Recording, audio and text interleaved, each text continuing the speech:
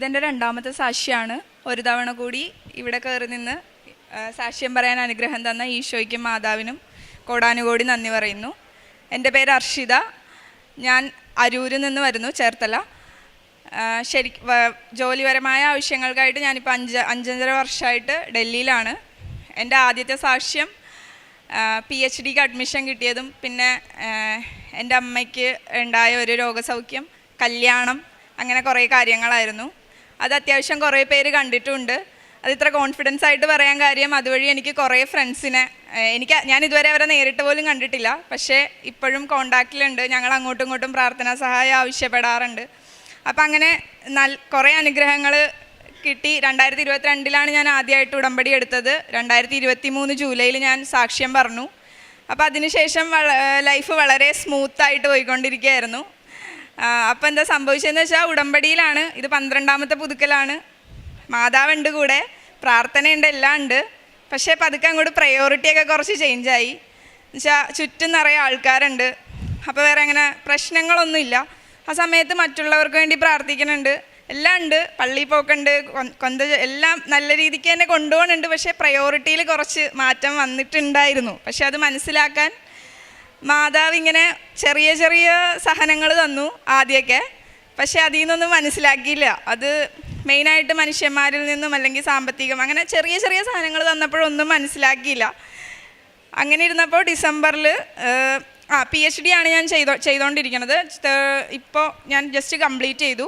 അപ്പോൾ PhDയുടേതായ ചെറിയ ചെറിയ സ്ട്രെസ്സ്, അങ്ങനത്തെ PhD അറിയാമല്ലോ ചെയ്യണവർക്ക് ബുദ്ധിമുട്ടുണ്ടാവും, സ്ട്രെസ് ഉണ്ട്, സ്ട്രഗിൾസ് ഉണ്ട്, എല്ലാം ഉണ്ട്.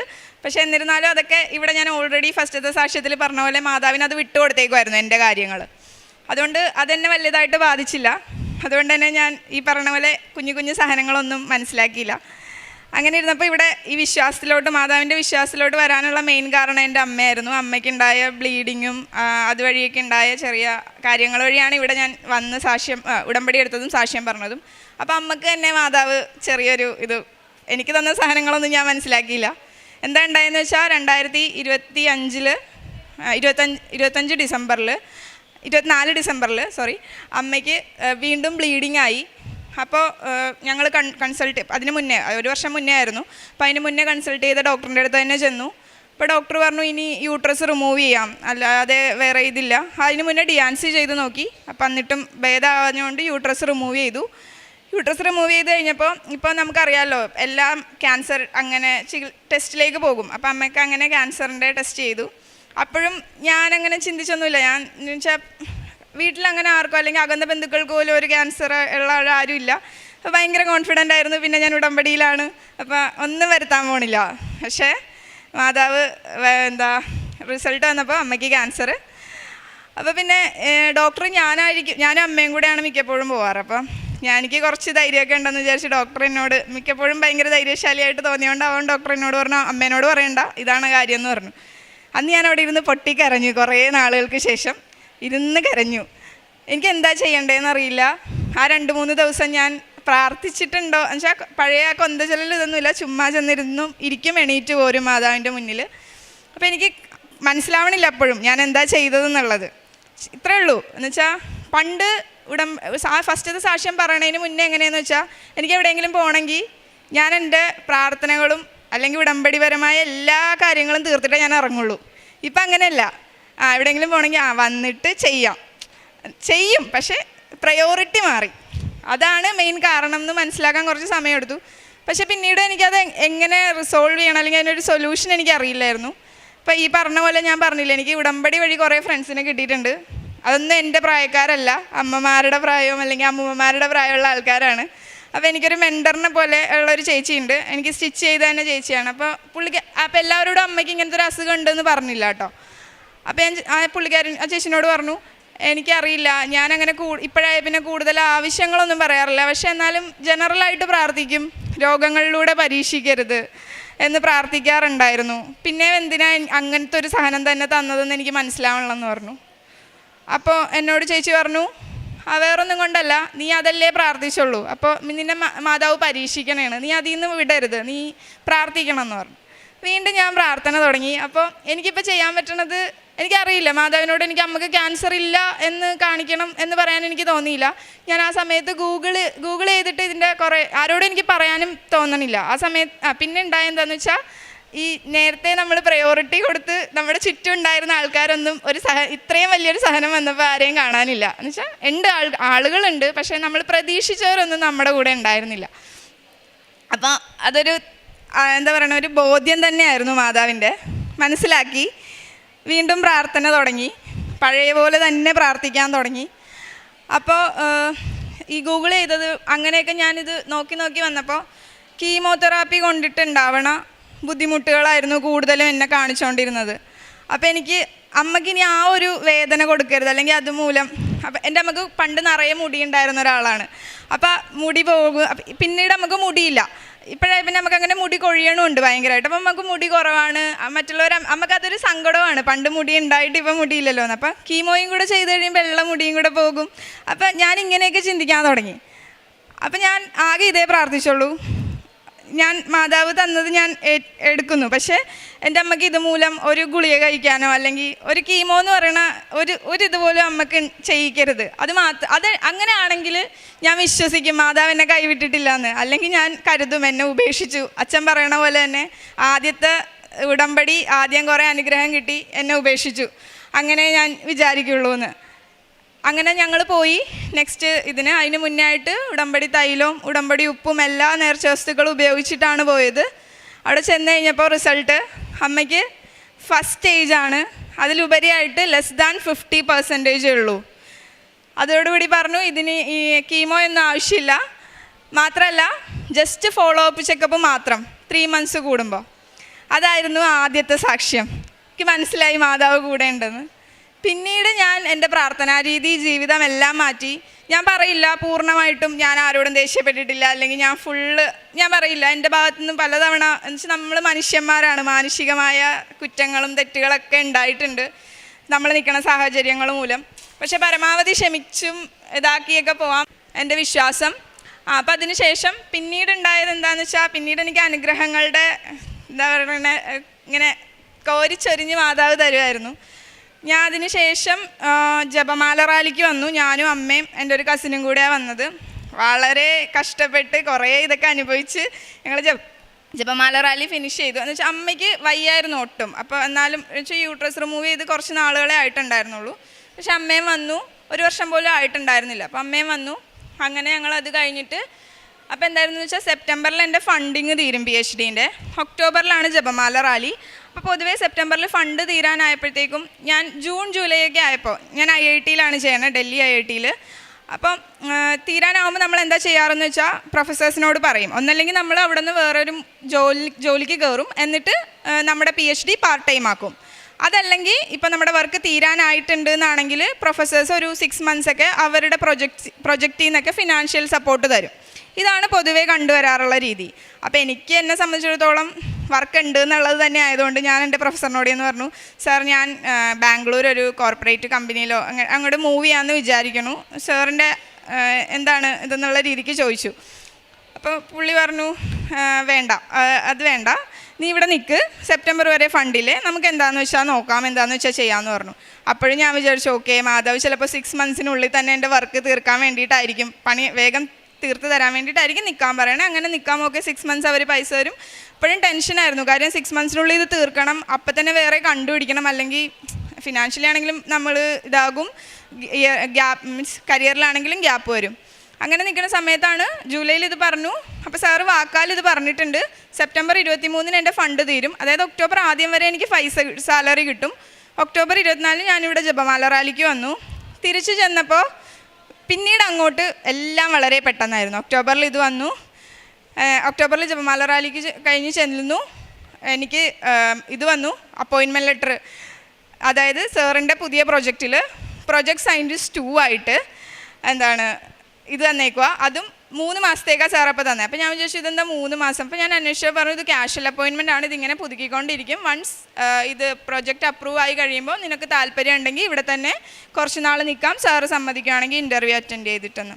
അതായിരുന്നു ആദ്യത്തെ അനുഗ്രഹം. അപ്പോൾ ഞാൻ സെപ്റ്റംബറിൽ ഫണ്ട് തീർന്നിട്ട് എനിക്ക് ഒരു ഗ്യാപ്പ് പോലും ഇല്ല. ഒക്ടോബർ 10 ഞാൻ അടുത്ത ജോലിക്ക് കയറി. അതും ചുമ്മാ എന്താ പറയണ്ടേ, ചിലപ്പോൾ ഞാൻ PhD കഴിഞ്ഞിട്ട് വേറെ എവിടെയെങ്കിലും ആയിരുന്നു ഈ പൊസിഷനിൽ ചെന്നിരുന്നെങ്കിൽ എനിക്ക് കിട്ടാൻ പോണത് പ്രൊജക്ട് സയൻറ്റിസ്റ്റ് 1 ആയിരിക്കും. പക്ഷേ ഇവിടെ എനിക്ക് പ്രൊജക്ട് സയൻറ്റിസ്റ്റ് 2 ആയിട്ട് തന്നെ കയറ്റി. എൻ്റെ കൂടെ വേറെയും ആൾക്കാർക്ക് കിട്ടിയിട്ടുണ്ട്. പക്ഷേ ഞാൻ പറയണത് എന്താണെന്ന് വെച്ചാൽ എൻ്റെ കഴിവ് കൊണ്ട് കിട്ടിയതല്ല അത്. കാരണം എനിക്ക് എൻ്റെ PhDക്ക് നമുക്ക് 3 ഒബ്ജക്റ്റീവ്സാണ് ഉള്ളത്. സെക്കൻഡ് ഒബ്ജക്റ്റീവ് കംപ്ലീറ്റ് ചെയ്ത് അതിൻ്റെ പേപ്പർ വന്നിട്ടില്ല. അതിൻ്റെ പേപ്പറിനായിട്ട് വെയിറ്റ് ചെയ്യുവാണ്. ആ സമയത്താണ് എനിക്ക് ഇങ്ങനത്തെ ഒരു പൊസിഷൻ കിട്ടിയത്. അത് ഒരിക്കലും എൻ്റെ കഴിവ് കൊണ്ടാണെന്ന് എനിക്ക് തോന്നണില്ല. പിന്നെ എൻ്റെ കൂടെ ജോയിൻ ചെയ്തവരാണെങ്കിലും ഒന്നല്ലെങ്കിൽ PhD ഫൈനൽ സ്റ്റേജ് അല്ലെങ്കിൽ സിനോപ്സിസ് കഴിഞ്ഞവരായിരുന്നു. അതായിരുന്നു രണ്ടാമത്തെ അനുഗ്രഹം എനിക്ക് തന്നത്. പിന്നെ അതിനുശേഷം ഈ അവിടെ PhD അവാർഡ് ചെയ്യാൻ വേണ്ട 2 ക്രൈറ്റീരിയ ആണ്. ഒന്നൊരു ഇൻ്റർനാഷണൽ കോൺഫറൻസ്, അത് ഞാൻ ഓൾറെഡി പോയിട്ടുണ്ടായിരുന്നു പുറത്തൊരു കോൺഫറൻസിന്. പിന്നെ ഒരു പേപ്പർ മതിയായിരുന്നു. അപ്പോൾ ഓൾറെഡി ഒരു പേപ്പർ ഞാൻ പറഞ്ഞ പോലെ ഇവിടുന്ന് ഈ രണ്ടാമത് ഉടമ്പടി ജീവിതം നല്ല രീതിയിലൊക്കെ ആയി കഴിഞ്ഞപ്പോൾ മാതാവിന് പ്രയോറിറ്റി ഒക്കെ കൊടുത്തു കഴിഞ്ഞപ്പോൾ അത് വന്നിട്ടുണ്ടായിരുന്നു. പക്ഷേ എന്നാലും എൻ്റെ പ്രൊഫസർ പറഞ്ഞു, വേണ്ട, 2 പേപ്പറും കൂടി ഇരിക്കട്ടെ, 2 പേപ്പർ വരട്ടെ, എന്നിട്ട് നീ കൊടുത്താൽ മതി, എന്തായാലും ഇത്രേ ആയില്ലേ, വെയിറ്റ് ചെയ്യുമല്ലേ എന്ന് പറഞ്ഞു. അപ്പോഴും എനിക്ക് ടെൻഷനായി. കാര്യം എൻ്റെ രണ്ടാമത്തെ പേപ്പർ സബ്മിറ്റ് ചെയ്ത ആ ജേണൽ എന്ന് പറഞ്ഞാൽ പൊതുവേ നല്ല സമയം എടുക്കണ ജേണലാണ്. കാര്യം നമ്മളൊരു പേപ്പർ സബ്മിറ്റ് ചെയ്താൽ അത് അവിടെയുള്ള റിവ്യൂവേഴ്സ് നോക്കി അവരവരുടെ സജഷൻസ് പറയും, എന്നിട്ട് വീണ്ടും അത് നമ്മൾ സബ്മിറ്റ് ചെയ്യണം. അപ്പോൾ ഇതൊരു ലോങ് പ്രോസസ്സാണ്. അതൊരു 1 ഇയറിന് മേലെ വരെ വേണമെങ്കിലും പോകാം. അപ്പോൾ ഞാൻ ഈ പേപ്പർ ഓൾറെഡി സബ്മിറ്റ് ചെയ്തപ്പോൾ എനിക്ക് റിജക്റ്റ് ആൻഡ് റീസബ്മിറ്റ് എന്നാണ് പറഞ്ഞേക്കണേ. സാധാരണ വരാറ് റിവ്യൂ മേജർ റിവിഷൻ അല്ലെങ്കിൽ മൈനർ റിവിഷൻ വരും, എന്നിട്ട് നമ്മൾ വീണ്ടും സബ്മിറ്റ് ചെയ്യും. പക്ഷേ ഇതെനിക്ക് റിജക്റ്റ് ആൻഡ് റീസബ്മിറ്റ് എന്ന് പറഞ്ഞാൽ അവർ ജസ്റ്റ് സബ്മിറ്റ് ചെയ്യാം, എന്നാലും എഗെയിൻ ഇത്രയും പ്രൊസീജിയർ പോകും. അത് നെക്സ്റ്റ് ഒരു മേജർ റിവിഷൻ ആകാം, മൈനർ റിവിഷൻ ആകാം, വീണ്ടും ടൈം എടുക്കും ഇതിനൊക്കെ. അപ്പം ഞാൻ വിചാരിച്ചു ഓക്കെ, ഇത് നടപടി ആകില്ല, എന്തായാലും അടുത്ത വർഷമൊക്കെ നടക്കുള്ളായിരിക്കുന്നത്. പക്ഷേ എനിക്ക് തോന്നുന്നു ആ പേപ്പർ ഞാൻ സെപ്റ്റംബറിലാണ് റീസബ്മിറ്റ് ചെയ്തത്. ഒക്ടോബറിൽ ജപമാല റാലി കഴിഞ്ഞു. ഡിസംബർ 4 എൻ്റെ പേപ്പർ അക്സെപ്റ്റായി. എനിക്കിപ്പോഴും അത്ഭുതമാണ്. കാര്യം എന്നെക്കാളും മുന്നേ സബ്മിറ്റ് ചെയ്ത് എൻ്റെ ബാച്ച്മേറ്റ് ഉണ്ട്. അവൻ്റെ പേപ്പർ വന്നത് ജനുവരിയിലോ ഫെബ്രുവരിയിലോ ആണ്. അതും മേജർ റിവിഷൻ ആയിരുന്നു അവൻ്റെ. അപ്പോൾ ഇതെൻ്റെ കഴിവ് കൊണ്ടല്ല, വെഗെയിൻ അത് മാതാവിൻ്റെ കഴിവ് കൊണ്ട് എനിക്ക് കിട്ടിയതാണ്. അപ്പോൾ അത് കഴിഞ്ഞിട്ട് മാതാവിൻ്റെ അനുഗ്രഹം കൊണ്ട് കിട്ടിയതാണ്. അത് കഴിഞ്ഞിട്ട് ഡിസംബറിൽ ഈ പേപ്പർ വന്നു കഴിഞ്ഞപ്പോൾ ഞാൻ എലിജിബിളായി. ഇപ്പോൾ സാർ എന്നോട് പറഞ്ഞു ഓക്കെ നമുക്ക് സിനോപ്സിസ് കൊടുക്കാം. അപ്പോൾ എനിക്കിങ്ങനെ അത്ഭുതമാണ്, ഇതൊക്കെ ഞാൻ വിചാരിച്ചിരിക്കണം അടുത്ത വർഷം ഇതൊക്കെ നടക്കുള്ളൂ. പക്ഷേ ഇല്ല, ജനുവരിയിൽ സിനോപ്സിസ്, അതും നമ്മൾ ഈ 5 വർഷം ചെയ്ത വർക്ക് അരമണിക്കൂർ കൊണ്ട് പ്രസൻറ്റ് ചെയ്യണം. എനിക്ക് ഭയങ്കര, ഇതിപ്പം നിന്ന് സംസാരിക്കണ പോലെയൊന്നുമല്ല, ഭയങ്കര സ്റ്റേജ് ഫിയർ ഉള്ള ആളാണ്. ഇത് മുഴുവൻ പ്രസൻറ്റ് ചെയ്യണം, നമ്മളോട് ക്വസ്റ്റ്യൻസ് ചോദിക്കാൻ ഒരു ഡിപ്പാർട്ട്മെൻറ്റ് അല്ലെങ്കിൽ ആർക്ക് വേണമെങ്കിലും കയറാം, ആർക്ക് വേണമെങ്കിലും ക്വസ്റ്റ്യൻ ചോദിക്കാം. എനിക്കറിയില്ല ഞാൻ എങ്ങനെയൊക്കെയോ വെച്ചാൽ ഞാൻ പ്രസൻറ്റ് ചെയ്യാൻ തുടങ്ങിയപ്പോൾ തന്നെ അവിടെ കറണ്ട് പോയി, അങ്ങനെ കുറേ പ്രശ്നങ്ങളൊക്കെ ആയി. ബട്ട് ഞാൻ പാസ്സായി, സിനോപ്സിസ് പാസ്സായി. അടുത്ത കടമ്പ ഇത് ഇത്രയും നമ്മൾ എഴുതി തിസീസാക്കി സബ്മിറ്റ് ചെയ്യണം. അപ്പോൾ തിസീസ് എഴുതുന്ന സമയത്ത് നമുക്കിങ്ങനെ അതിൽ പല ഇതുണ്ട്, സെക്ഷനുണ്ട്. അപ്പോൾ അതിലൊരു സെക്ഷനാണ് അക്നോളജ്മെൻറ്റ്, പിന്നെ ഡെഡിക്കേഷൻ. നമുക്ക് ആർക്ക് വേണമെങ്കിലും ഇത് ഡെഡിക്കേറ്റ് ചെയ്യാം. അപ്പോൾ പൊതുവേ ആൾക്കാർ എങ്ങനെയാണെന്ന് വെച്ചാൽ മൈ ഫാമിലി, മൈ പാരൻസ് അങ്ങനെയൊക്കെ പറഞ്ഞിട്ടാണ് ഡെഡിക്കേറ്റ് ചെയ്യാറ്. എനിക്ക് തോന്നുന്നു അവിടെ IIT ആരുടെയും തിസീസിൽ ഇങ്ങനെ എഴുതിയിട്ടുണ്ടാവില്ല, dedicated to Kripasanam mother Mary. അത് എനിക്കറിയാം അവിടെ കുറേ കളിയാക്കലുകളും കാര്യങ്ങളൊക്കെ വരും. ഇത് എവിടെയൊക്കെയോ റിവ്യൂവിന് പോകാനുള്ള തിസീസാണ്. എന്ത് ധൈര്യത്തിലാണ് ഞാനത് എഴുതിയതെന്നൊന്നും എനിക്കറിയില്ല. ഞാൻ അങ്ങനെ എഴുതി, dedicated to Kripasanam mother Mary. അപ്പം ഞാൻ വിചാരിച്ചു എൻ്റെ പ്രൊഫസർ എന്നോട് ചോദിക്കുമായിരിക്കും നീ എന്താ ഇങ്ങനെ എഴുതിയേക്കണേന്ന്. ആരും എന്നോട് അതിനെക്കുറിച്ച് ഒരു ക്വസ്റ്റ്യൻ പോലും ചോദിച്ചില്ല. ഞാൻ തിസീസ് സാറിൻ്റെ കൊടുത്തു. ജനുവരിയിൽ സിനോപ്സിസ് കഴിഞ്ഞു, മാർച്ചിൽ ഞാൻ തിസീസ് കൊടുത്തു. എനിക്കറിയില്ല ഞാൻ എങ്ങനെ 270 പേജ് എഴുതി തീർത്തു എന്ന്. മാർച്ചിൽ കൊടുത്തു. മെയ് സെക്കൻഡ് വീക്ക് എന്തോ ആണ് ഞാൻ സബ്മിറ്റ് ചെയ്തത്. എഗെയിൻ ഒരു പേപ്പർ പോലെയല്ല, ബുക്കാണ്. അത് നേരത്തെ റൂൾ അനുസരിച്ച് ഇന്ത്യക്ക് അകത്തുള്ള ഒരാളും ഇന്ത്യക്ക് പുറത്തുള്ള ഒരാളും അത് റിവ്യൂ ചെയ്ത് നമുക്ക് സജഷൻസ് തരും. എന്നിട്ട് അത് നമ്മൾ കൊടുക്കണം, നമ്മൾ കറക്റ്റ് ചെയ്ത് തിരിച്ചു കൊടുക്കണം. അപ്പം ഞാൻ വിചാരിച്ചു ഓക്കെ മെയിൽ ഇത് സബ്മിറ്റ് ചെയ്തു, മിനിമം 3 months ഒക്കെ എടുക്കുമായിരിക്കും. പക്ഷേ ഉണ്ട് 2 months 1.5 months വന്നവരുണ്ട്. പക്ഷേ എനിക്കറിയില്ല, ഞാൻ വിചാരിച്ചില്ല അത് വരും എന്ന്. കാരണം എന്താണെന്ന് വെച്ചാൽ എനിക്കറിയാമല്ലോ എൻ്റെ വർക്ക് എന്താ, എൻ്റെ കഴിവെന്താ. ഇനി വന്നാലും എനിക്കറിയാം അതിൽ കുറേ വർക്ക് ഉണ്ടാവുമായിരിക്കും, തീരാനൊന്നും പോണില്ല എന്ന്. പക്ഷേ മെയിൽ സെക്കൻഡ് വീക്ക് സബ്മിറ്റ് ചെയ്ത് ഇത് തിസീസ് ജൂലൈ 1 തിരിച്ചു വന്നു. അപ്പോൾ സാർ എന്നോട് പറഞ്ഞു അർഷിത ഇത് മേജർ റിവിഷനാണ്, നീ വേഗം ഇതൊക്കെ റിവ്യൂ ചെയ്തിട്ട് തിരിച്ചു തരണം. അപ്പോൾ എൻ്റെ ഫ്രണ്ട്സൊക്കെ പറയാൻ തുടങ്ങി എന്താ നിനക്ക് നീ മാതാവിനെ പ്രാർത്ഥിക്കണ, ഇത് എന്തായാലും നീ ഈ വർഷം തന്നെ. അപ്പോൾ എന്താ വെച്ചാൽ ജൂലൈ 31 മുന്നേ തിസീസ് സബ്മിറ്റ് ചെയ്ത് നമ്മൾ ഡിഫെൻഡ് ചെയ്യണം. ഈ വർക്ക് എഗെയിൻ നമ്മൾ ആരാണോ നമ്മുടെ തിസീസ് കറക്റ്റ് ചെയ്ത് തന്നത് ആളുടെ മുന്നിൽ നമ്മളത് ഡിഫെൻഡ് ചെയ്ത് ആൾ ചോദിക്കുന്ന ചോദ്യങ്ങൾക്കൊക്കെ ഉത്തരം പറയുമ്പോഴാണ് ഡോക്ടറേറ്റ് അവാർഡ് ചെയ്യണേ. അപ്പോൾ ഞാൻ ഇതൊക്കെ കഴിഞ്ഞ് പിന്നെ നോഡ്യൂസ് ക്ലിയർ ചെയ്യണം. കുറേ സ്റ്റെപ്സ് ഉണ്ട്. നോഡ്യൂസ് എന്ന് വെച്ചാൽ അവിടെ നമ്മൾ അവർക്കൊന്നും പൈസ ഒന്നും കൊടുക്കാനില്ല, ജസ്റ്റ് ലൈബ്രറി എല്ലായിടത്തും നമുക്ക് ക്ലിയർ ചെയ്ത് തന്നെ. അപ്പോൾ ഇതൊക്കെ ജൂലൈ 31 തീർക്കണം. ജൂലൈ 1 തിസീസ് കറക്റ്റ് ചെയ്ത് വന്നു. ഇത് ഞാൻ ചെയ്ത് തിരിച്ചു കൊടുത്ത് അത് ആ റിവ്യൂവറിന് പോയി, അയാൾ ഓക്കെ പറഞ്ഞ് പിന്നെ നോഡ്യൂ ക്ലിയർ ചെയ്ത് ഇതെല്ലാം 31 തീർന്നാൽ ഞാൻ ഓഗസ്റ്റ് 8 കോൺവക്കേറ്റ് ചെയ്യും. അതല്ലാന്നുണ്ടെങ്കിൽ ഞാൻ കോൺവക്കേറ്റ് ചെയ്യാൻ പോണത് നെക്സ്റ്റ് ഇയർ ഓഗസ്റ്റിലാണ്. അപ്പോൾ ഞാൻ ഭയങ്കര ചില്ലായിരുന്നു. ഞാൻ എന്താ വിചാരിച്ചാൽ ഓക്കെ ഞാൻ ഡോക്ടർ ആകും എന്തായാലും, പക്ഷേ സർട്ടിഫിക്കറ്റ് നെക്സ്റ്റ് ഇയറേ കിട്ടുള്ളൂ. അപ്പോഴും എൻ്റെ ഫ്രണ്ട്സൊക്കെ ഇങ്ങനെ പറയാൻ തുടങ്ങി, ഇല്ലടോ തനിക്ക് എന്തായാലും ഈ വർഷം തന്നെ നടക്കും. പക്ഷെ എൻ്റെ ഉള്ളിലുണ്ട് മാതാവിനോട് മാതാവിനോട് അങ്ങനെ മാതാവ് എനിക്ക് ഈ വർഷം തന്നെ ഡിഗ്രി സർട്ടിഫിക്കറ്റ് വേണമെന്നൊന്നും ഞാൻ പറഞ്ഞില്ലേ. ആ ഒരു അമ്മയുടെ ഇത് കഴിഞ്ഞ പിന്നെ ഞാൻ എന്താണെന്ന് വെച്ചാൽ എന്നോട് ഇപ്പോൾ എൻ്റെ ആവശ്യം മാത്രമല്ല ആരെന്നോട് പ്രാർത്ഥിക്കാൻ പറഞ്ഞാലും ഞാൻ പ്രാർത്ഥിക്കണം ഇങ്ങനെയായിരിക്കും. മാതാവ് അവർ പറഞ്ഞിട്ടുണ്ട് അവർക്ക് ഇങ്ങനത്തെ ഒരു ആവശ്യം ഉണ്ടെന്ന്. പക്ഷേ അത് നല്ലതാണെങ്കിൽ, അത് ഉചിതമാണെങ്കിൽ, അത് അവർക്ക് അനുയോജ്യമായതാണെങ്കിൽ നടത്തി കൊടുത്തേക്കണം. ഇങ്ങനെ ഞാൻ പ്രാർത്ഥിക്കാറുള്ളൂ. അപ്പോൾ പിന്നെ എൻ്റെ കാര്യത്തിൽ ഞാൻ അതല്ലേ പറയുള്ളൂ. മീൻസ് തിസീസിൻ്റെ റിവ്യൂ ഞാൻ ജൂലൈ 15 സാറിന് കൊടുത്തു. അപ്പോഴും ഞാൻ പ്രതീക്ഷിക്കണില്ല. കാര്യം 15 ദിവസത്തിനുള്ളിൽ ഈ പുറത്തുള്ള ആളുടെ സമയം കൂടെ ഓക്കെ ആവണം. അപ്പോൾ എൻ്റെ 2 റിവ്യൂവേഴ്സും പുറത്തുനിന്നുള്ളവരാണ്. അപ്പോൾ അവർക്ക് പറ്റിയ സമയം ഒരാൾ US എന്നുള്ളതാണ്, ഒരാൾ UK എന്നുള്ളതാണ്. അപ്പോൾ അവരുടെ രാത്രി ആയിരിക്കും നമ്മളുടെ പകൽ. അപ്പോൾ ഓക്കെ ആയിട്ട് വരണം ടൈമും കാര്യങ്ങളൊക്കെ. അപ്പോൾ ഞാൻ വിചാരിച്ചു ഓക്കെ വിട്ടേക്കാം, എന്തെങ്കിലും ആവട്ടെ എന്ന് വിചാരിച്ച് വിട്ടു. പക്ഷേ എഗെയിൻ അടുത്ത ഇത് വന്നു, മെയിൽ വന്നു, ജൂലൈ 28 നിൻ്റെ ഡിഫൻസ്. അപ്പോഴും ഓക്കെ 3 ദിവസം കൊണ്ട് എങ്ങനെ നോഡ്യൂ ഫുള്ള് ക്ലിയർ ചെയ്ത് തീർക്കണം. പക്ഷേ കോൺവക്കേഷൻ്റെ ടൈം ആയതുകൊണ്ട് എല്ലാം ഭംഗിയായിട്ട് വളരെ സിമ്പിളായിട്ട് അങ്ങനെ അങ്ങോട്ട് കടന്നുപോയി. തിരിഞ്ഞു നിന്ന് നോക്കുമ്പോൾ എനിക്കറിയില്ല ഈ 4-5 മാസം കൊണ്ടിട്ട് അതെനിക്ക് ചെറിയ കാര്യമല്ല. ചിലപ്പോൾ ഈ ഫീൽഡിൽ നിൽക്കണവർക്ക് മനസ്സിലാകുമായിരിക്കും.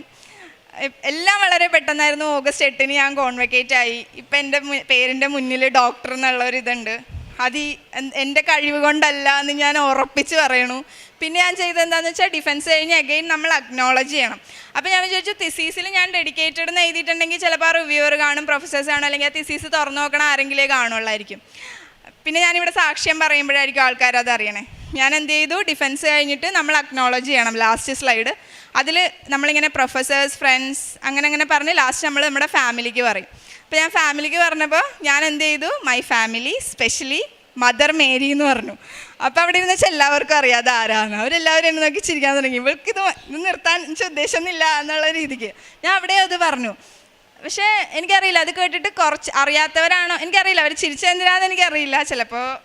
പക്ഷെ നേരത്തെ അതൊക്കെ എനിക്ക് ഭയങ്കര ബുദ്ധിമുട്ടുള്ള കാര്യമായിരുന്നു. അയ്യോ അവരെന്താ ചിരിച്ചത്. ഇപ്പോൾ പത്രമൊക്കെ കൊടുക്കുമ്പോൾ ഞാൻ ഡൽഹിയിലാണ് പത്രം കൊടുക്കാറ്. അപ്പോൾ കൊടുക്കുന്ന സമയത്തൊക്കെ ആണെങ്കിലും ഇപ്പം അങ്കിളുമാർക്കൊക്കെ കൊടുക്കുമ്പോൾ എന്നുവെച്ചാൽ ഒരു മിഡിൽ ഏജ് അവർ പറയും ഇതേ പുറകെ അമ്മൂമ്മമാരും തന്നെ ഉണ്ട് അവർക്ക് കൊടുക്കുമെന്ന് പറയും. അപ്പോൾ അതൊക്കെ കേൾക്കുമ്പോൾ എനിക്ക് സങ്കടം വരും. എന്തിനാ ഇവർ ഇങ്ങനെ പറയണം, ഇവർക്ക് വേണ്ടെങ്കിൽ വേണ്ട അങ്ങനെ പറഞ്ഞാൽ പോരെ. പക്ഷെ പിന്നീട് ഇതേ അങ്കിളുമാർ തന്നെ വളരെ മാന്യമായിട്ട് എനിക്ക് വേണ്ട മോളെ, അത് താഴെ വീണ് പോകുമോ എന്ന് പേടിച്ചിട്ടാണ്, എനിക്കത് സൂക്ഷിച്ച് വെക്കാൻ പറ്റില്ലായിരിക്കും, അതുകൊണ്ടാണെന്നൊക്കെ പറയും. അപ്പോൾ ഇതൊക്കെയാണ് മെയിനായിട്ട് എനിക്ക് കിട്ടിയത്. മീൻസ് ഉടമ്പടി എടുത്തതിൽ നിന്ന് ഇങ്ങനെ പറയാനാണെങ്കിൽ ഭൗതികമായിട്ട്. പക്ഷേ ആത്മീയമായിട്ട് കിട്ടിയതായിരുന്നു ഏറ്റവും വലുതായിട്ട് ഞാൻ കാണണേ. എൻ്റെ ഫോണ് ഞാനിവിടെ കാണിച്ചിരുന്നു അച്ഛനെ. 2024 തൊട്ടിട്ട്, അതായത് അമ്മയുടെ ഇത് കഴിഞ്ഞപ്പോൾ തൊട്ടിട്ട് എനിക്ക് തിരിയിൽ എപ്പോഴും പൂവ്, ഹൃദയം, ഈവൻ ബട്ടർഫ്ലൈ അങ്ങനെയൊക്കെ കിട്ടുമായിരുന്നു. അപ്പോൾ ഞാനിതെടുത്ത് സ്റ്റാറ്റസ് ഇടുമ്പോൾ ചിലരെന്നോട് ചോദിക്കും ഇതെന്താന്ന്. ചിലർക്ക് ഞാൻ അയച്ചു കൊടുക്കുമ്പോൾ അവർ പറയും അതേ പൂവാണല്ലോ. അപ്പം എന്ന് വെച്ചാൽ മാതാവിനോട് അടുത്ത് നിൽക്കുന്നവർക്കൊക്കെ അത് മനസ്സിലാവും, പക്ഷെ എല്ലാവർക്കും അത് മനസ്സിലാവണില്ല. അത് കഴിഞ്ഞിട്ട് പിന്നെയെന്ന് വെച്ചാൽ എൻ്റെ തിരിയൊക്കെ നല്ല ഹൈറ്റിൽ കത്തും. നമ്മളിങ്ങനെ ഭയങ്കര വിഷമിച്ച് പ്രാർത്ഥിക്കുന്ന സമയത്ത് തിരി ഇങ്ങനെ ആളിക്കത്തും. നമ്മുടെ ഉള്ളിൽ എന്തോരം തീയുണ്ടോ അത്രയും ആളി കത്തണ പോലെയൊക്കെ തോന്നും. അത് കഴിഞ്ഞിട്ട് ഞാനിങ്ങനെ അപ്പം ആ സമയത്തൊന്നും ഇതുപോലെ സാക്ഷ്യത്തിൽ ഇങ്ങനെ പൂവ് കണ്ടതൊന്നും പറയാറില്ല. ഇപ്പോഴായി പിന്നെ ഞാനത് കുറേ കേൾക്കുന്നുണ്ട്. അപ്പം ഞാനതിങ്ങനെ കേട്ട എനിക്ക് കിട്ടിയ സമയത്ത് ഞാനിതിങ്ങനെ അയച്ചു കൊടുക്കുമ്പോൾ ആൾക്കാരുടെ പ്രതികരണം ഇങ്ങനെ ആയപ്പോൾ ഞാൻ മാതാവിനോട് പ്രാർത്ഥിച്ചു, എനിക്ക് സുഗന്ധവും വേണ്ട, ഇങ്ങനെ തിരിയിലും വേണ്ട, എനിക്കിനി എന്തെങ്കിലും കിട്ടുവാണെങ്കിൽ അത് വാഗൊണ്ട് പറയാം, അല്ലെങ്കിൽ എനിക്ക് കാണിച്ചു കൊടുക്കാൻ പറ്റണം, അവർ ചോദിക്കരുത് എന്നോടൊന്നും, അതുപോലത്തെ എനിക്ക് എന്തെങ്കിലും തന്നോ എന്ന് പറഞ്ഞു. അത് കഴിഞ്ഞിട്ട് എനിക്ക് കഴിഞ്ഞ മാർച്ചിലൊരു രൂപം, അത് എൻ്റെ ഫോണിലുണ്ട്, ഞാൻ അച്ഛനെ കാണിച്ചിരുന്നു. കറക്റ്റ് ഈ മാതാവ് അങ്ങനെ തന്നെ തലയിലുള്ള ആ ഇവിടെയുള്ള മടക്കില്ലേ അതുവരെ ഉണ്ട്. അത് കണ്ടിട്ട് ആരും എന്നോട് ചോദിച്ചിട്ടില്ല ഇതെന്താണ്. പകരം എന്നോട് ചോദിച്ചത് ഇത് നീ മെഴുകുതിരി വെച്ചിട്ട് കൃപാസന മാതാവിനെ ഉണ്ടാക്കിയതാണെന്നാണ് ചോദിച്ചത്. അപ്പോൾ അതെനിക്ക് ഏറ്റവും വലിയ അനുഗ്രഹമാണ്. അതിനുശേഷം പിന്നെ എനിക്ക് ഒന്നും അങ്ങനെ എനിക്ക് എന്താ പറയുക, എനിക്ക് അതിനെക്കുറിച്ചും ടെൻഷനില്ല. ഞാൻ ഭയങ്കര ടെൻഷൻ ഉണ്ടോയെന്ന് ചോദിച്ചാൽ ഉണ്ട്. പക്ഷേ ആ ടെൻഷനൊന്നും കുറേ നേരത്തേക്ക് ലാസ്റ്റ് ചെയ്യാറില്ല. കാരണം എൻ്റെ ഫോണിൻ്റെ വാൾപേപ്പർ ആ ഫോട്ടോയാണ്. അപ്പോൾ എനിക്ക് കിട്ടുന്ന ധൈര്യം എന്താണെന്ന് വെച്ചാൽ ഇതിലും വലിയ എന്താ ഞാൻ തരേണ്ടത്, നിൻ്റെ കൂടെ ഉണ്ട് എന്ന് പറഞ്ഞിട്ടുണ്ട്, ഇതിന് ഇതിൽ കൂടുതൽ എന്താ വേണ്ടത്, ആ ധൈര്യമാണ് എനിക്ക്. എൻ്റെ ഡൽഹിയിലാണ് ഞാനത് വെച്ചേക്കണത്, ഡൽഹിയിലെ റൂമിലാണ് വെച്ചേക്കണം. എനിക്ക് ഇങ്ങോട്ട് കൊണ്ടുവരണമെന്നുണ്ടായിരുന്നു. പക്ഷേ എനിക്ക് ഉള്ളിൽ പേടിയായിരുന്നു, എങ്ങാനും കൊണ്ടുവരുമ്പോൾ എന്തെങ്കിലും സംഭവിച്ചാലോ. എപ്പോഴും ഞാൻ ഷിഫ്റ്റ് ചെയ്യണ സമയത്ത് മാത്രം അത് ഭദ്രമാക്കി ഇങ്ങോട്ട് കൊണ്ടുവരണം. അങ്ങനെയൊക്കെയാണ് ഞാൻ വിചാരിച്ച് വെച്ചേക്കണേ. അപ്പോൾ ഇത്രയേറെ അനുഗ്രഹങ്ങൾ തന്ന മാതാവിനും ഈശോയ്ക്കും കോടാനുകോടി നന്ദി പറയണു. ഇപ്പം എനിക്കങ്ങനെ പ്രത്യേകിച്ച് ആഗ്രഹമൊന്നുമില്ല. ഇത് കഴിഞ്ഞിട്ടും എനിക്ക് ഇപ്പം 6 വർഷമാണ് ആ പ്രൊജക്റ്റ്. പക്ഷേ സാറും എന്നോട് പറഞ്ഞു എനിക്കും 1 വർഷത്തിൽ കൂടുതൽ അവിടെ നിൽക്കാൻ താല്പര്യമില്ല, അതിനുള്ളിൽ അടുത്തത് കണ്ടുപിടിക്കണം ജോലി. പോസ്റ്റ് ഡോക്സ് പുറത്ത് ഭയങ്കര കോമ്പറ്റീഷനാണ്. ഇത് കഴിഞ്ഞാൽ ചെയ്യണത് പോസ്റ്റ് ഡോക്കാണ് പൊതുവേ. അപ്പോൾ ഇനി അടുത്ത സാക്ഷി എനിക്കറിയാം ഇതിലും വലുതായിരിക്കും, ഇതിൻ്റെ ഇരട്ടി സഹനവും എനിക്ക് ഉണ്ടാവുമെന്ന് എനിക്ക് നല്ല ഉറപ്പുണ്ട്. അത് ഞാൻ ഇപ്പോഴേ നിങ്ങളോട് പറഞ്ഞിട്ടാണ് പോണേ. പക്ഷേ ഞാൻ നിങ്ങളോടൊരു കാര്യം പറയാം, നിങ്ങൾ പ്രതീക്ഷിക്കരുത് ഈ അച്ഛൻ പറയണ പോലെ ഇവിടെ വന്നിട്ട് ഞാനൊരു കാര്യം പ്രാർത്ഥിക്കണു അത് നാളെ തന്നെ നടക്കുമെന്ന് വിചാരിച്ച് നിങ്ങളിങ്ങോട്ട് വരരുത്. നിങ്ങൾക്ക് കിട്ടാവുന്നതിലേറെ സഹനം നിങ്ങൾക്ക് കിട്ടിയിട്ടുണ്ടെങ്കിൽ അതിൻ്റെ ഇരട്ടിയുടെ ഇരട്ടി അനുഗ്രഹങ്ങൾ നിങ്ങൾക്ക് തരും, അത് ഉറപ്പാണ്. അത് എൻ്റെ ഈ 2 സാക്ഷ്യങ്ങളിൽ നിന്ന് എനിക്ക് കിട്ടിയേക്കണ ഉറപ്പാണ്. അല്ലെങ്കിൽ എനിക്ക് ചുറ്റുമുള്ള ഈ പറയണ കൃപാസനത്തിൽ വന്നവരുടെ നേരത്തെ എന്ന് വെച്ചാൽ ഈ കൃപാസനത്തിൻ്റെ ലോക്കറ്റ് കഴുത്തിൽ അങ്ങനെ ഞാൻ കണ്ടിട്ടില്ല. പക്ഷെ ഇപ്പം ഡൽഹിയിൽ പോലും പള്ളിയിൽ ചെന്നാൽ എല്ലാവരുടെയും ഈവൻ കുഞ്ഞു പിള്ളേരുടെ കഴുത്തിൽ വരെ ഇട്ട് കൊടുത്തിട്ടുണ്ടാവും. അപ്പം അത്രയേറെ പേരിലോട്ട് മാതാവ് എത്തിയിട്ടുണ്ട്, അത്രയേറെ അനുഗ്രഹങ്ങൾ കിട്ടുന്നുണ്ട് മനുഷ്യർക്ക്. അപ്പം വിശ്വസിച്ച് പ്രാർത്ഥിച്ചാൽ മാതാവ് കൂടെ ഉണ്ടാവും. അത്രയേ ഉള്ളൂ എനിക്ക് പറയാൻ. പിന്നെ കാരുണ്യ പ്രവൃത്തി ഞാൻ ചെയ്യാറ്. നേരത്തെ ഡൽഹിയിൽ ഹോംലെസ് സ്ട്രീറ്റിലുള്ള പിള്ളേർക്ക് വീക്കിലി കൊണ്ടുപോയി ഫുഡ് കൊടുക്കാറായിരുന്നു പതിവ്. പക്ഷേ പിന്നീട് ഞാനത് മാറ്റി. കാര്യം ഞാൻ ചില ദിവസം ചിലപ്പോൾ അവരുണ്ടാവാറില്ല. പിന്നെ അവരുടെ പാരൻസ് വാങ്ങിയിട്ട് അവരത് എന്താ ചെയ്യണേന്ന് എനിക്കറിയില്ല, അവർ പാക്കറ്റോടെ കൊടുക്കുമ്പോൾ.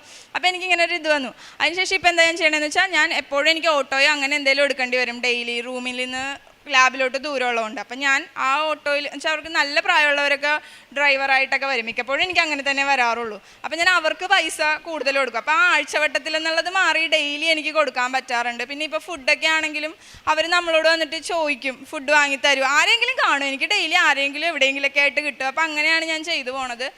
പിന്നെ പ്രേക്ഷിത പ്രവർത്തനം നേരത്തെ പത്രം വാങ്ങി ഈ പറയണ പോലെ പള്ളിയിലാണ്. ഡൽഹിയിൽ എനിക്ക് അങ്ങനെ പുറത്ത് ഹിന്ദി തന്നെ അവർ സംസാരിക്കുള്ളൂ, അതും മിക്സ്ഡൊക്കെ ആയിരിക്കും, ഭോജ്പുരി ഹരിയാനവി അങ്ങനെയൊക്കെ ആയിരിക്കും. അപ്പോൾ എനിക്ക് പറഞ്ഞ് മനസ്സിലാക്കാൻ ബുദ്ധിമുട്ടായതുകൊണ്ട് ഞാൻ പള്ളിയിലാണ് കൂടുതലും കൊടുത്തിരുന്നത്. അപ്പം മലയാളം കുർബാനൻ്റെ സമയത്ത് അവിടെ ഫുള്ള് പത്രം എല്ലാവർക്കും അറിയാം. അപ്പോൾ അവർക്ക് കൊടുക്കില്ല, ഹിന്ദി ഇംഗ്ലീഷും വാങ്ങിയിട്ട് അവിടെ വെള്ളിയാഴ്ച ദിവസങ്ങളിൽ ആരാധനയുണ്ട്, അത് കഴിയുമ്പോൾ അവിടെ കൊടുക്കും. അപ്പോൾ ഞാൻ ലോക്കറ്റുമായിട്ട് കൊടുക്കും. പിന്നീട് ഞാൻ ചെയ്യാൻ തുടങ്ങിയ എന്താണെന്ന് വെച്ചാൽ കൊടുക്കണതിന് മുന്നേ ആയിട്ട് ഞാൻ വചനപ്പെട്ടിയിൽ നിന്ന് ഒരു വചനം എടുക്കും. ആ വചനം ഞാൻ ആ പത്രം മുഴുവൻ എഴുതും, എന്നിട്ട് കൊടുക്കും. ഇപ്പോൾ എന്ന് വെച്ചാൽ എനിക്ക് തോന്നുന്നു അവരിലോട്ടും ഒക്കെ കൃപാസന മാതാവ് എത്തിയിട്ടുണ്ട്. ഞാൻ മാത്രം വഴിയല്ല, കുറേ പേര് ചെയ്യുന്നുണ്ട് പ്രേക്ഷിത പ്രവർത്തനം അങ്ങനെ. പിന്നെ ഞാൻ ഹിന്ദു ആണ്. അപ്പോൾ ഇപ്പോഴെനിക്ക് എല്ലാ പ്രാർത്ഥനകളും അറിയാം. ബൈബിൾ ഞാൻ ഒരു തവണ വായിച്ചു കഴിഞ്ഞതാണ്. പക്ഷെ എനിക്ക് വായിക്കണതിനേക്കാളും കൂടുതൽ പിന്നീട് എനിക്ക് തോന്നി എഴുതാമെന്ന്. അങ്ങനെ ഞാനിപ്പോൾ ലൂക്ക വരെ എഴുതി തീർന്നിട്ടാണ്, ഇന്നലെ ലൂക്ക എഴുതി തീർത്തു, എന്നിട്ടാണ് ഞാൻ ഈ സാക്ഷി ഇടുമെന്ന് പറയണേ. ഇതൊക്കെയാണ് ഞാൻ ഉടമ്പടിയിലായിട്ട് എന്ന് വെച്ചാൽ വിശേഷ വിധിയായി ചെയ്തേക്കണത്. എല്ലാത്തിനും ഒരിക്കൽ കൂടി മാതാവിനും ഈശോയ്ക്കും കോടാനുകോടി നന്ദി പറയുന്നു. സങ്കീർത്തനങ്ങൾ 62-ാം അധ്യായം 5 മുതലുള്ള വാക്യങ്ങൾ. ദൈവത്തിൽ മാത്രമാണ് എനിക്ക് ആശ്വാസം, അവിടുന്നാണ് എനിക്ക് പ്രത്യാശ നൽകുന്നത്. അവിടുന്ന് മാത്രമാണ് എൻ്റെ അപേക്ഷയിലെയും കോട്ടയും, എനിക്ക് കുലുക്കം തട്ടുകയില്ല. പരിശുദ്ധ അമ്മയുടെ പ്രത്യക്ഷീകരണ സാക്ഷിയായിട്ട് അർഷിത ആനന്ദ് ചേർത്തല തൻ്റെ അനുഭവ സാക്ഷ്യം നമുക്ക് മുമ്പിൽ പങ്കുവെക്കുകയായിരുന്നു. വളരെ വ്യക്തതയോടുകൂടി തൻ്റെ അനുഭവ സാക്ഷ്യം നമുക്ക് മുമ്പിൽ പങ്കുവയ്ക്കുന്നത് എപ്രകാരം തൻ്റെ ജീവിതത്തിൽ ഉടമ്പടിയോട് ചേർന്ന് നിൽക്കണമെന്നുള്ളൊരു വ്യക്തമായൊരു സാക്ഷ്യം തന്നെയാണ് നൽകുക. ഉടമ്പടിയിലാണ്, എന്നാൽ തന്നെ പ്രാർത്ഥിക്കുന്നുണ്ട്, എല്ലാ കാര്യങ്ങളൊക്കെ ചെയ്യുന്നുണ്ട്, എന്നാൽ കൂടുതൽ പ്രയോറിറ്റി തൻ്റെ ജീവിതത്തിൽ നിന്ന് പോകുന്നുണ്ടെന്നുള്ള ഒരു ചിന്തയോടു കൂടിയാണ് തൻ്റെ അനുഭവസാക്ഷ്യം മുമ്പിൽ പങ്കുവയ്ക്കുന്നത്.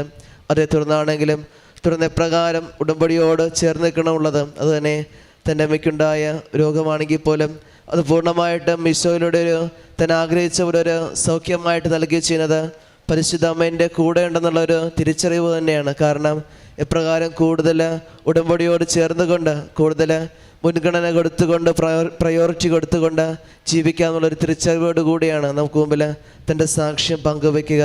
അത് പൂർണ്ണമായിട്ടും പരിശുദ്ധ അമ്മയിലേക്ക് തൻ്റെ വാക്കുകളിലൂടെ നമുക്ക് മനസ്സിലാക്കുവാനായിട്ടും സാധിക്കും. അതോടൊപ്പം തന്നെയാണെങ്കിലും താൻ PhD ചെയ്യണത് അതിൻ്റെ ഫണ്ട് തീരുന്ന ഒരു സമയമാകുമ്പോൾ തന്നെയാണെങ്കിലും അത് പൂർണ്ണമായിട്ടും പരിസ്ഥിതിയുടെ ഇടപെടലെന്നുള്ളൊരു വലിയ സംരക്ഷണമൊക്കെ തന്നെയുണ്ട്. കാരണം ജപമാല റാലിയിൽ പങ്കെടുക്കുന്ന സമയത്താണെങ്കിലും തൻ്റെ പ്രൊഫസറിലൂടെ ആണെങ്കിലും ആ ഒരു സമയം തീരുന്ന അടുത്ത സമയത്തേക്ക് തന്നെ അതേപ്രകാരം അതൊരു 3 മാസത്തേക്ക് എക്സ്റ്റെൻഡ് ചെയ്തുകൊണ്ട് തന്നെ തൻ്റെ പ്രൊഫസർ ചെയ്യുന്ന പുതിയ പ്രോജക്റ്റിലേക്ക് അത് അസിസ്റ്റൻ്റായിട്ടുണ്ട് സയൻറ്റിഫിക് അസിസ്റ്റൻ്റായിട്ട് 2ാം സ്ഥാനം കൊടുത്തുകൊണ്ട് തന്നെയാണ് തനിക്ക് ഒരു അപ്പോയിൻമെൻറ്റ് കിട്ടുകയൊക്കെ ചെയ്തത്. അത് പൂർണ്ണമായിട്ടും മുമ്പോട്ട് പോകുവാനും അത് ക്രമീകരണങ്ങൾ ചെയ്യാനുള്ളൊരു വലിയ അനുഗ്രഹം തന്നെയാണ്. അതോടൊപ്പം തന്നെയാണെങ്കിലും സമയത്തിൻ്റെ ചുരുക്കത്തിൽ തൻ്റെ പേപ്പർ വർക്കുകൾ നടക്കുമ്പോഴാണെങ്കിലും അതേപ്രകാരം അത് ചിലപ്പോൾ ഒരു വർഷങ്ങൾ നീണ്ടുപോയെടുക്കേണ്ട പ്രോസസ്സിംഗ് ആണെങ്കിൽ പോലും അത് നീണ്ട 4 മാസത്തെയും 2 മാസത്തേക്ക് ഒരു ചുരുക്കത്തിനിടയിൽ അത് പരിശുദ്ധ അമ്മയുടെ വലിയ അനുഗ്രഹമായിട്ട് എല്ലാ കാര്യങ്ങളും റെഡിയാക്കിയിട്ടുണ്ട്. അതോടൊപ്പം തന്നെയാണെങ്കിലും